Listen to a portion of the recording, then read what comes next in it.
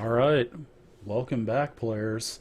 I guess I should call you guys Pathfinders now. Welcome, Pathfinders. So we're in session 2 now, and we had a great first session, lots of role play, and yeah, welcome back, guys. Good to see everybody for another week. Nice backdrop. I love that backdrop, Dyron. Thank you. It's like it's just gonna take. Get in the mood. It's just gonna just kind of go forward and just chomp your head off. I like that. All right, all right. I keep wanting to call you guys adventurers, but I gotta call you guys Pathfinders. So, all right, Pathfinders, we're picking up where we left off, where you guys had just done a couple of skill checks to see if you could find any traps. I believe, Omi, you had a 15 check, if I'm not mistaken. I think I remember that's what it was. Yes. So I will go ahead and tell you this. Yes, there are quite a few tracks around, and, obviously, there's been a lot of activity because there's, 20 covered wagons here? This is where, everyone in the circus lives. So, yes, there's tracks everywhere, but with that 15 DC, you're able to tell that there are some tracks that are heading off, small tracks.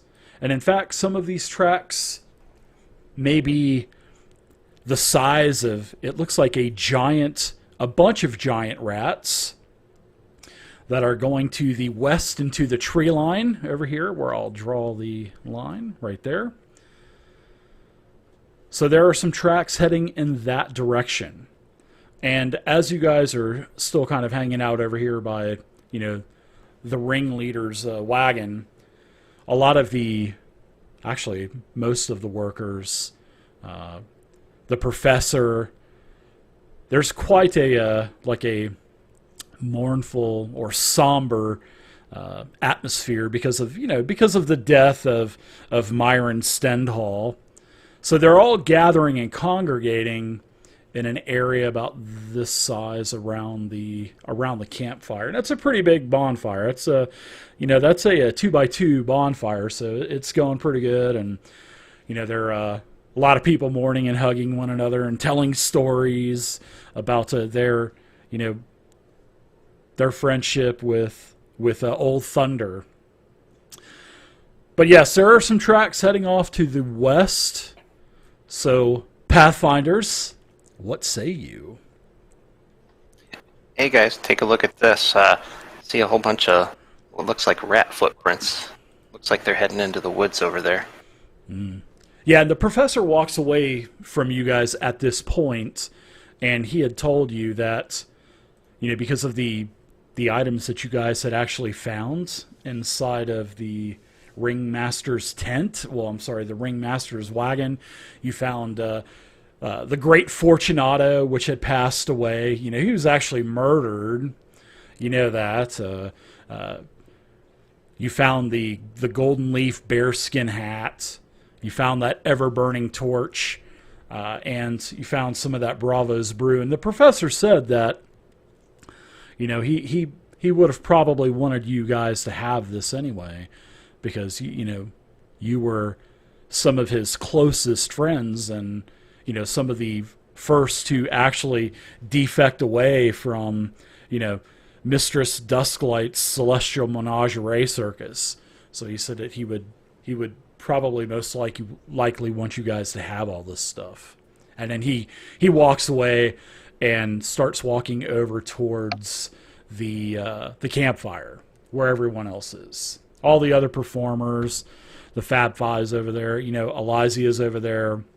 You guys also thought that Elysia might have been in it, but she's been good friends, as the professor said. They've been such great friends for so many years, and all her snakes were accounted for. So it just kind of doesn't make sense that she has any motive to murder Thunder. But then again, yeah, you never know. But So she takes off over towards the others as well. Emu walks over to where Omi was pointing at the tracks, and he sees, where you kind of pointed out, and he counts how many paw prints it are, and he's like, "Oh yeah, it looks like there's like 36 rats, or no, four. There's 8 rats. There's 12 rats. 16 rats right there," and he like points at 4 sets of prints with individual claws. Yeah, there ain't many, that's for sure. Good job, homie. Oh, thank you. You think we should check it out? Yeah.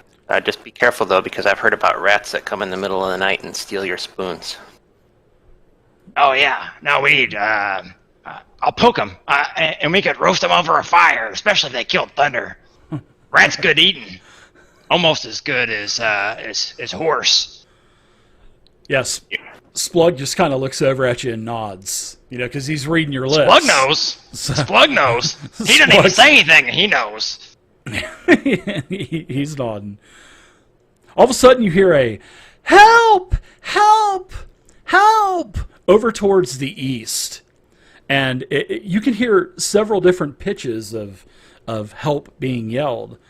And out of the rock outcropping, you see a couple of the children of a couple of the other performers or roustabouts or laborers. They're running out with their hands up in the air, and they're going, "Help us! Help us! There's a big giant chicken trying to eat us!" And they're running. They're basically running towards the west, coming from the outcropping. They are running in this direction. Oops. Chicken's pretty tasty too. Tastes just like rat. Splug's eyes got real big as well. But yeah, there's 2 children. They're young kids. I'm one of the laborers. They're his children, and so yeah, there's a small, probably about 8-10 years old, boy and a girl. They're brother sister. They're running out. The boy. His name is RC, and he's a sniveling little troublemaker. All right, RC, we'll go check it out. Let's get the barbecue sauce ready. That's right. You better, if you know what's good for you, Mr. Barton. Can I poke him? Can I poke him with the stick? So yeah, the kids eventually they run past you, and then all of a sudden from around the rocks, there is a small, I'd say maybe almost dog-like, a little smaller, maybe something like the size of a chihuahua or something like that, and it comes from around the corner, and you can see it. So let's go ahead and roll initiative. Everyone roll initiative. I like it. Oh, wow, it tastes pretty good too. Yeah, you better hurry up and get this thing killed. It's trying to eat me and my sister. How dare you take your time? I haven't done RC in a long time. I gotta work his voice up. Ugh. All right, so it looks like. Oh, look at that! Wow, nice initiatives, y'all. All right, so. Wow. Yeah, you guys notice this as a. I would say you guys would know what this would be. This would be a cockatrice. You guys can see these are pretty dangerous creatures. Don't let the size fool you. So this is the image for a cockatrice.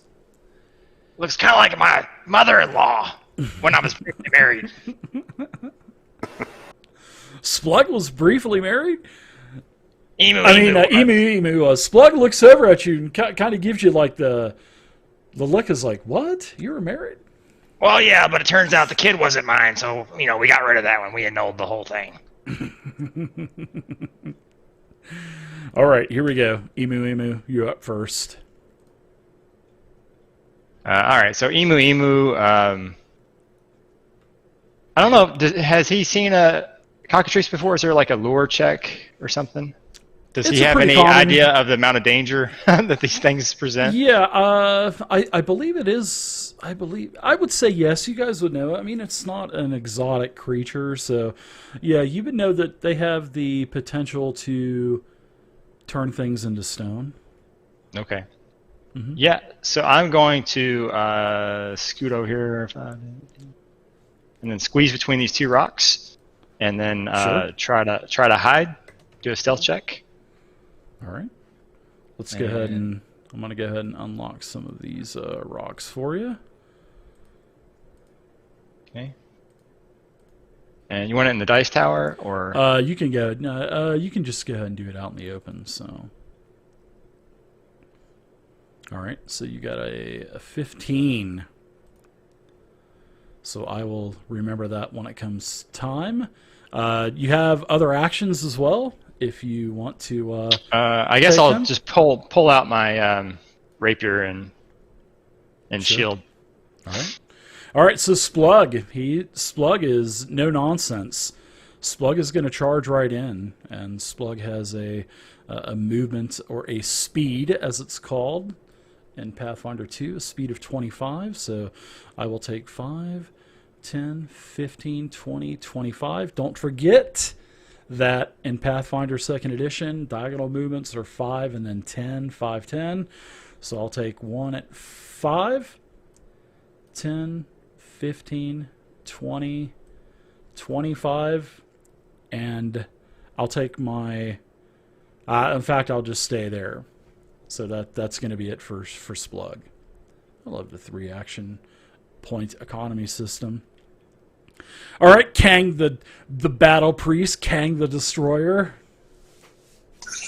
So King will follow Splug around that cart.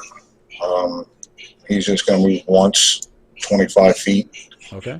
And he's going to fire off a divine lance. Ooh, all right. At this little guy.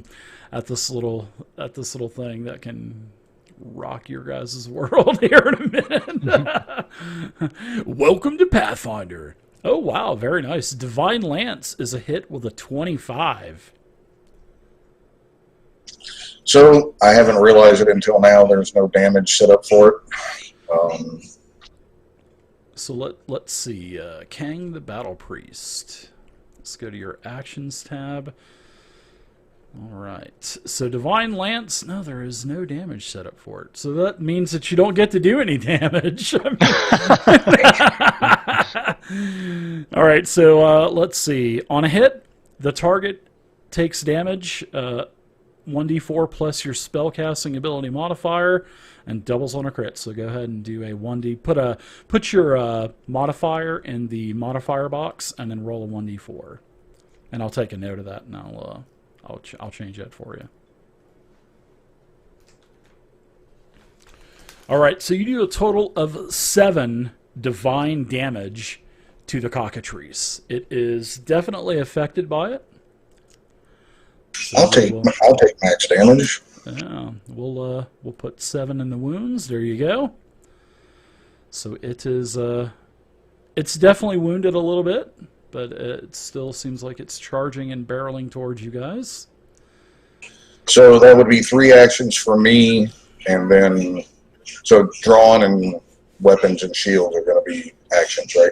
I believe it's part of movement. An action, I believe it is. You may want to check that out, but I don't think it actually takes an action. I think it's included. But you may want to check that and get back to us while it's not your turn. So, Okay. All right, Omi, you're up now. All right, Omi's going to move up just a little bit. Oop. Map refocus, just a second. Sure it is. There You're we trying go. to cheat. Come on. Take 1 action to move up here, and then Omi's going to pull out a pair of spoons and start playing them and use Inspire Courage on his allies. Ooh. So refresh our memory. What is exactly the effect of encourage, right? Yep. It will give, at this level, it will give everyone an attack bonus of +1, damage bonus of +1, and bonus to fear saves of 1 also. Wow, that's nice. That's nice to have at level 1. That's for sure. All right. Look at that. Everybody's got the effect. I like it. It looks like it lasts for 3 rounds. I like it. And I'm gonna make that a lingering composition with one of my maestro feats to make it last for 3 rounds. Nice. All right. All right. So do you got any actions left? And I got one action left, which I can't do much with, so I'm going to use it to raise my shield just in case it comes over here. I like it. All right, so we are to the cockatrice now, which is the small beast. So I will go ahead and ID it for you guys. Of course, it's going to move up, and it's going to engage Splug. And this cockatrice, it's basically going to take its beak and peck at him. Plus 13 to hit, guys. Welcome to Pathfinder 2. So 22 is a hit on Splug. So he's going to take a little bit of damage, which is a minimum of 1. He's wounded. So now I need to do a DC 20 Fortitude saving throw because of the calcification involved with this. So I will go ahead and we can do a couple things. Do you guys want to roll for your saving throws, or do you just want me to go ahead and use Fantasy Grounds to automatically do them for you? Oh, you can do it. It's fine. Okay. For me. Yeah, I'm fine with auto. Okay, cool. I'll do that then. So I will go ahead and do this first one. I will go ahead and do a Fortitude saving throw off of my sheet. All right, here we go. Oh, wow. 29? Yeah. Splug is not affected in the least. Nice. All right, so that's it for the cockatrice. And next, in fact, I think, yeah, we'll go to 010, the old caboose. Well, Save the best for last, Zero. I think I'm far away to do anything. I think he cussed me out before he keyed his mic up.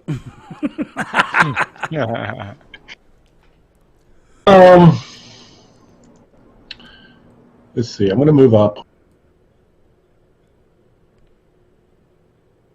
All right.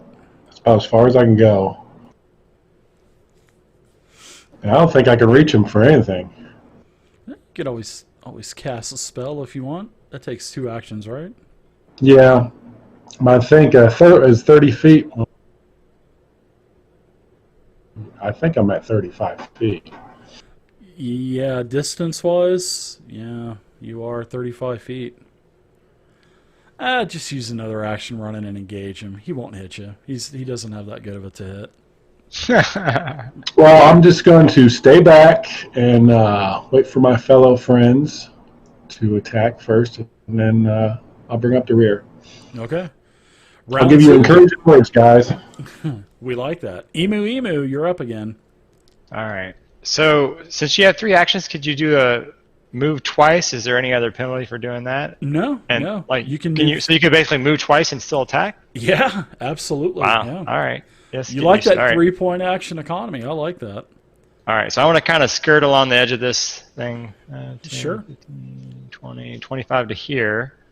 And then I'm going to try to squeeze through these rocks to there. Okay. Uh, Give yourself a +2 bonus to hit. all right. So that would be a, let's see. And don't forget, there's flanking in Pathfinder. So don't forget there's flanking. So I've I got a believe- surprise attack thing and a sneak attack. Let's see. I think surprise attack is an effect I've got set up. Applies flat-foot. Is it so when you does this give him flat-foot or only if I move to this spot? If here, you probably? move there, yes, then Okay, it would yeah. make him flat-footed, yeah. All right. Yeah, I'll move to there, and Good. then Nice. I will try to drop that on Okay. Mr. Where did he go? Mr. Cockatrice. If it doesn't allow you, let me know and I'll put it on. All It right. should, though. If I do it on the combat tracker, Yeah, it's there you doing go. it. If I do it on the map, it's not Okay. working yet. So, all right. So I'll do that, and then I'll try to poke it with the pointy end of Nice. my rapier.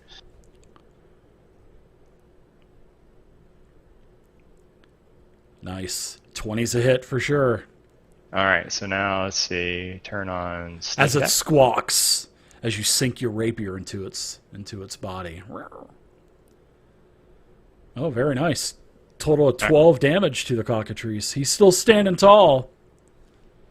Anything else for you? All No, right. and after that, I Explode. go like this and hold my hand up and just kind of start poking at like that.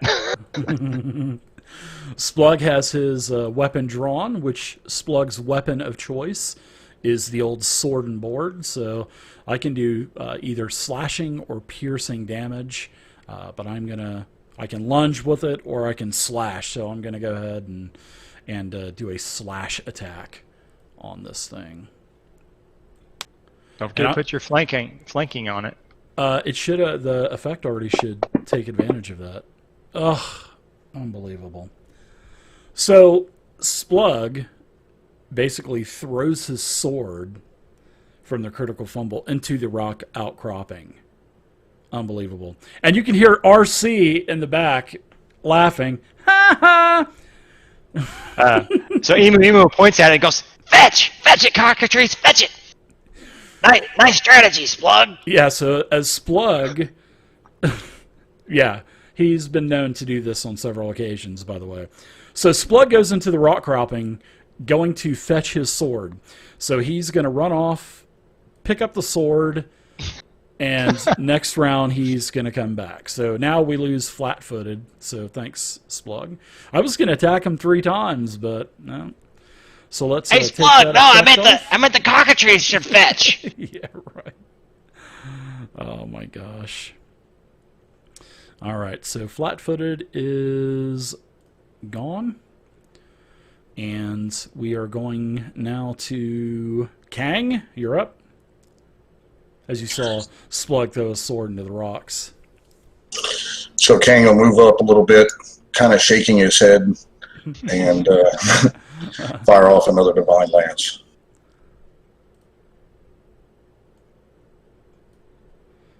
A 10 is a miss. You still got one act. Oh, no, that's it for you because you did your 3 actions. So, all right, Omi, you're up. All right. Omi's going to move in a little bit closer. See, 10, 15. That's actually 25. 25, yep. So I'm going to move in a little bit closer, and I'm coming, ammo. And I have one of the spoons on my bandolier suddenly lifts off, and I'm used telekinetic projectile on the cockatrice. Ooh. Yeah, spoon him! Spoon him!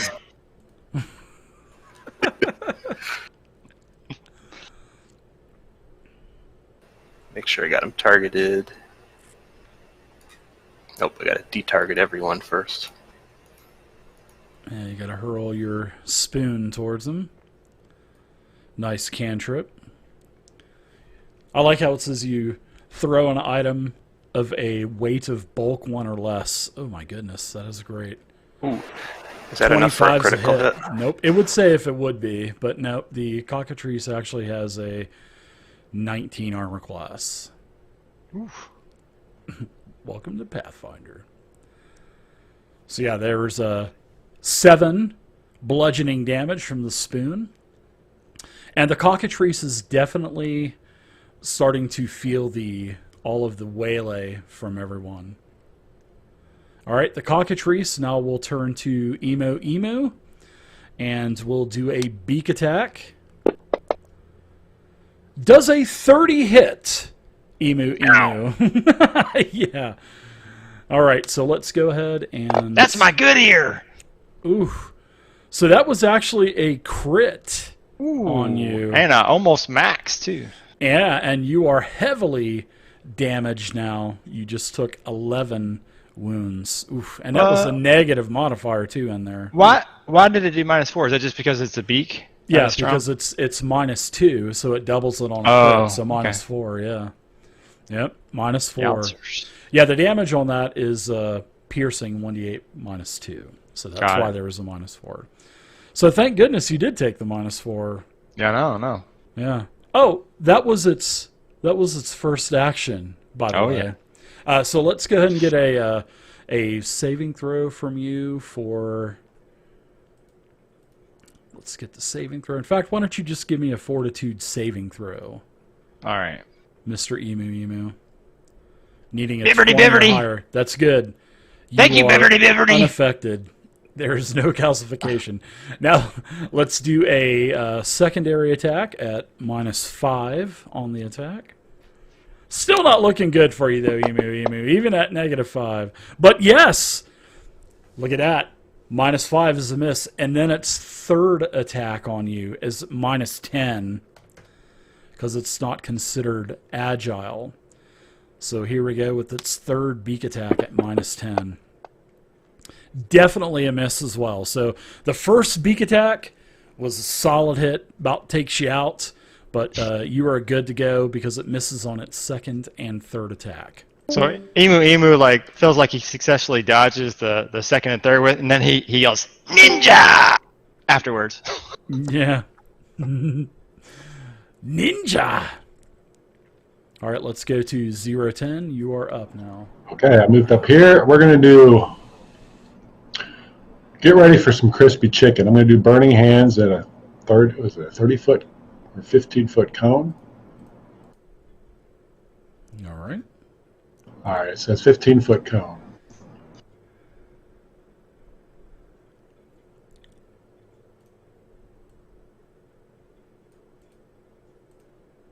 Oh my gosh.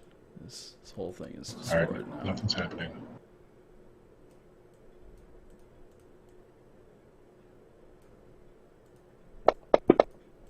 Here we go. Ooh, nice. Very nice. Critical success. That may take Except it you out. targeted yourself, though. Hold on. Before you do the damage. Oh, that's Untarget okay. yourself. Yeah. Here, let's just drag it on top of the cockatrice. I think I double-clicked or something. Yeah, you got the cockatrice. You just got yourself in there, too. Before you do the damage, you don't want to apply damage to yourself. Yeah, so the reflex would be a, let's see, you rolled a 17, so I'll add the, he was successful, that's for sure. With that, we'll just take that roll, so. All right, so that would be, in fact, I'll go ahead and seeing that you misrolled, I'll go ahead and. Does he take half damage on that one? Even with the success? Let's see. Yeah, he's still going to be successful to 26. So, all right. So, what is the effect on that now? Is there anything half damage or anything like that on that spell?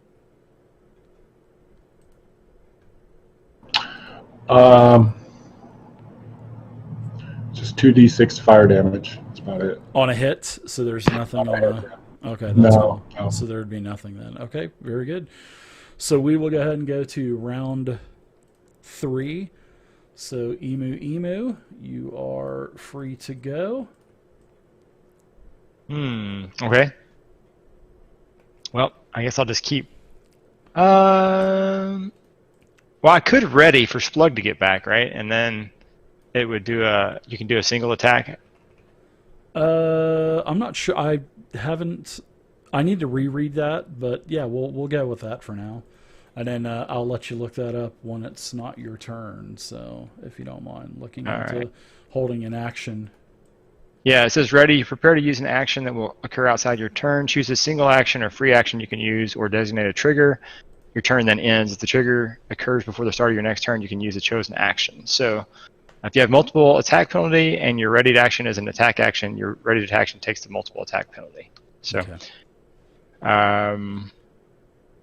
yeah, I'll try to poke it once just as is, and then when it comes back, I'll try to. No, I'm going to save everything. I'm just going to stay here and ready for Splug to get back to poke it in the back. But I'm going to actually move around the angle here. As soon as he gets across from me, I'll poke it. Okay, all right, sounds good.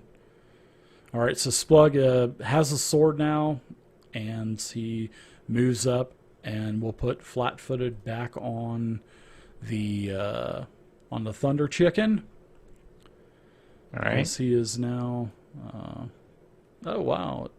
Did it put flat-footed on you? I think it did. Yep, I put it on Right, Emu. so I'll have to target it.